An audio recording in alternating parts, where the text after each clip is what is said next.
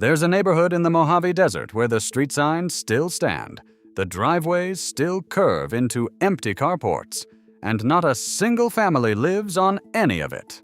Hundreds of houses, windows smashed, doors bleached pale by 50 summers of sun. This was George Air Force Base, home to men trained to fly straight at the deadliest missiles on Earth. It survived World War II, Korea, Vietnam, and the entire Cold War. Then it died, not from an enemy, not from a bomb, but from a piece of paper and a barrel of solvent. The question is why?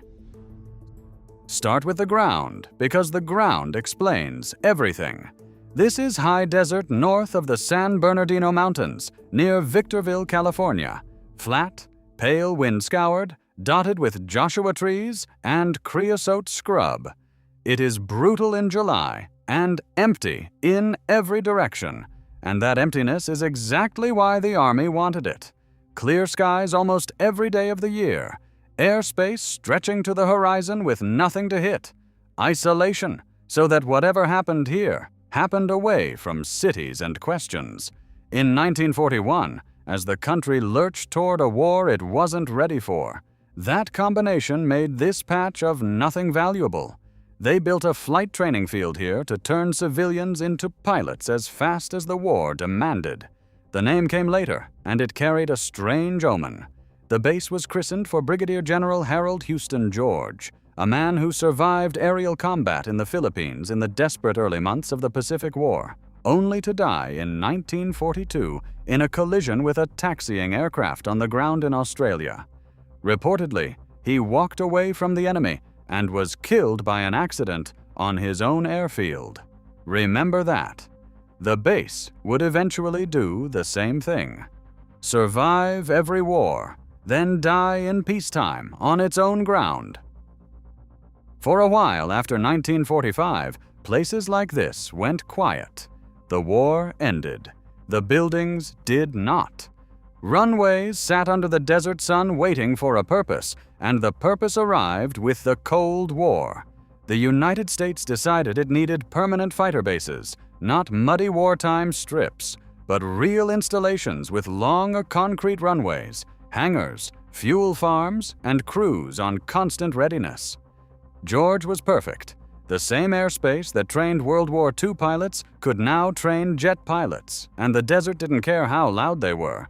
So the machine began to grow, and it grew around one thing: the runway. Fighter runways in the jet age were built long, in the 10,000-foot class, because a loaded jet needs room to get heavy metal into the air and room to bring it back down. That concrete is not decoration. It's a statement of national fear made solid. Every foot of it said the country expected to fight, and expected to fight from here. And the jets that used it read like a museum of the Cold War. Over the decades, George cycled through the fighters that defined each era: the F-86 Sabre, the F-100 Super Sabre, the F-104 Starfighter, the F-105 Thunder Chief, and finally the F-4 Phantom. You could stand at one spot on that flight line across 30 years and watch American air power change shape in front of you. The hangars had to grow to swallow those aircraft. The fuel farms had to expand to feed them. And the base, acre by acre, stopped being a training field and became a small, self-contained city, reportedly spreading across several thousand acres of desert that had held nothing but scrub a generation before. That's the part people forget when they picture a military base. It wasn't just runways and men in flight suits. It was housing tracts, schools, a chapel, a commissary where families bought groceries, streets with names. To make the mission work, the Air Force had to build a town for the people who ran it. And once you build a town, people live lives in it. Children grew up here hearing jet engines the way other children hear traffic. Wives shopped where the outside world saw only a fenced installation. The base became home to thousands, and homes are not easy to walk away from. But underneath all of it, a quieter process had already started. Keeping those jets flying meant cleaning them, degreasing engines and parts with industrial solvents, poured and rinsed year after year as an ordinary act of maintenance. Nobody thought twice. The desert seemed endless, the ground seemed to swallow everything, and the mission always came first. The runway stretched toward the horizon, long enough for a war. The houses filled with families who believed the base would last forever. Neither of those things was as permanent as it looked. To understand why this base mattered, you have to understand the job it was built to do, because it was one of the most frightening jobs in the entire Air Force. George became a home of the wild weasels, and the wild weasel mission was this: fly first into enemy territory, deliberately let the enemy's surface-to-air missile radars lock onto you, and then kill those radars before they kill you. You were the bait. You were also the hunter. The unofficial motto captured the whole insane logic of it. First in, last out. There's a piece of wild weasel lore that survives in every retelling. When the first crews were briefed on the concept that their aircraft would be used to attract missile fire on purpose, one man reportedly responded with 3 words that became the mission's real motto: "You gotta be shittin' me." They shortened it to YGBSM and stitched it onto patches. Some versions of that story have surely grown in the telling, but the sentiment was accurate.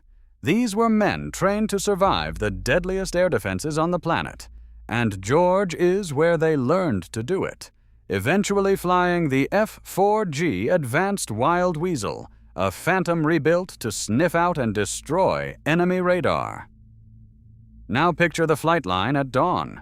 The desert is cold before sunrise, and then suddenly blinding. Phantom engines light up one after another, and the sound doesn't just fill the air, it moves the air, a pressure you feel in your chest from a mile away. On the alert pads, armed jets sit ready, crews waiting. Sirens test, drills run. This was the loud, dangerous heartbeat of the place, repeated day after day until it felt as permanent as the mountains. And around that heartbeat, the town lived its ordinary life. This is the contradiction that makes George worth remembering. The safest-feeling family life in America sat directly on top of one of its most dangerous missions. A father might spend his day training to fly into missile fire, then drive home through streets with speed limits and stop signs to a house that looked like any suburb in California. His kids went to a base school. His wife shopped the commissary on payday. On Sunday, the family went to the base chapel. Outsiders saw a fenced military installation and imagined only secrecy and weapons. Inside the fence, people were raising children, thousands of them. At its peak, George reportedly held several thousand military personnel, plus civilian workers, plus dependents, the wives and children and support staff who turned a flight line into a community. Put them all together, and this was a small city dropped into empty desert, running entirely on one federal mission. That's the number that matters, and it's the number that would later become a wound. Everyone here, and much of the town beyond the gate, depended on the mission continuing. Because George didn't just feed itself, it fed the high desert around it. Victorville and Adelanto grew in its shadow. The diners, the bars, the shops, the landlords, the car dealers, a real slice of the local economy ran on military paychecks that arrived like clockwork. When the shifts changed, traffic moved through the gate and out into town, and the town made its money on that rhythm. For decades, it worked. A base that had already lasted since 1941 didn't feel like a gamble. It felt like bedrock. That confidence was the dangerous part, because permanence was an illusion built on a single assumption, that the Cold War would go on needing this place. As long as there were Soviet missile systems to train against, there was a reason for wild weasels and a reason for George. The mission justified the runway justified the hangars justified the housing, and the housing justified the schools and the chapel and the whole quiet suburban machine. Pull out the mission at the bottom, and everything above it had no reason to exist. And all the while, the ground kept drinking. The solvents used to clean those phantoms, trichloroethylene, a degreaser known by the initials TCE, kept going into the soil, year after year, an invisible byproduct of keeping the jets combat ready. It didn't announce itself. It didn't stop the mission. It seeped down, quietly, into the water beneath the desert, while families drove to the commissary overhead. Nobody was watching that. Everyone was watching the sky, the alert pads, the phantoms taking off toward a war they trained for constantly and expected to fight. The base looked eternal. The families believed it. The paychecks kept coming. But 2,000 miles away, an empire was about to collapse. And when it did, the one thing holding this whole desert city together was going to vanish. The enemy George AFB was built to fight simply gave up. As the 1980s ended and the Soviet Union came apart, the entire logic of the base evaporated almost overnight. If there were no more Soviet air defenses to train against, what exactly were the wild weasels for? The Pentagon looked at its enormous Cold War map of bases and saw too many, funded for a war that was ending. And this time, closing them wouldn't be left to politics as usual. The killing force had a name: BRAC, the Base Realignment and Closure Process. It was designed to do the one thing Congress could never do on its own: shut down military bases without every local politician saving his own. A commission drew up a list.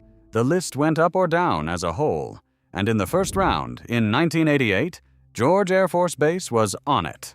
No enemy ever put it there. A committee did. Think about what that means against everything you've just seen. This base survived World War II. It survived Korea. It survived Vietnam. It trained men to fly straight at missiles and come home. And it was finished by a line item, killed in peacetime on its own ground, exactly like the general it was named for. The base outlived every war it was built for and died within about a year of the Cold War actually ending. Operations wound down, and the flags came down in December of 1992. Roughly 51 years after it opened, the machine went quiet. And when a machine like this stops, it doesn't fade. It empties on a deadline. Everyone leaves in the same window because they're ordered to. The phantoms flew off to other fields or to the boneyard. The crews transferred out. The families packed up the base housing, pulled the kids from the base school, and drove out through the gate for the last time. What they left behind is the neighborhood from the very beginning of this story. Hundreds of houses, standing in formation in the desert, suddenly with no one in them.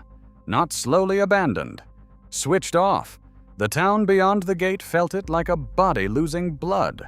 Victorville and Adelanto had spent decades growing on those military paychecks, and now, thousands of them simply stopped. The diners lost their shift crowds. The landlords lost their tenants. A local economy that had been told, in effect, that the base was forever discovered what forever was worth on a closure list. The base closed. The bills stayed.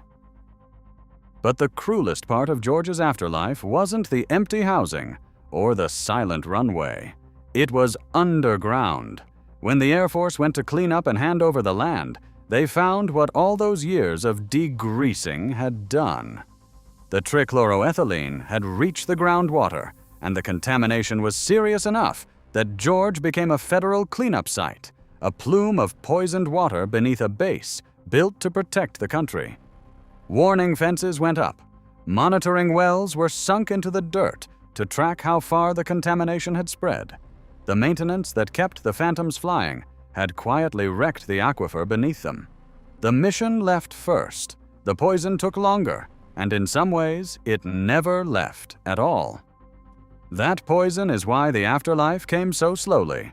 The land was supposed to be redeveloped, reborn as something useful, and part of it was. The runways and much of the airfield became Southern California Logistics Airport, run through Victorville, moving cargo across the same concrete that once launched missile hunters.